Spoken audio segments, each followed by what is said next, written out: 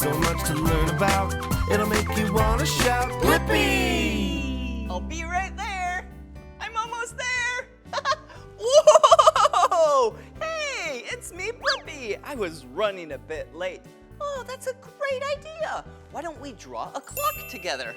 Okay, let me take the color black. Yeah, and draw a big circle. There we go.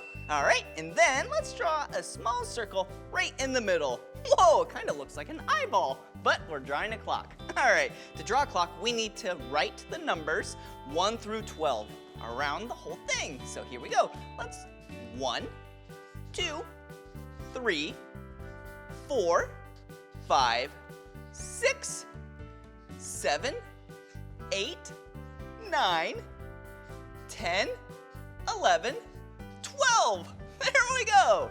And there's 2 hands. Yeah, the shorter hand is to tell what hour it is, and the longer hand is to tell what minute it is. Let's draw the shorter hand pointing to the number 12. Let's draw a long one pointing to the number 3. It's 12:15. Whoa, great! Wow, I sure do love drawing with you. And if you love drawing with me and want to draw some more, all you have to do is search for my name. Will you spell my name with me?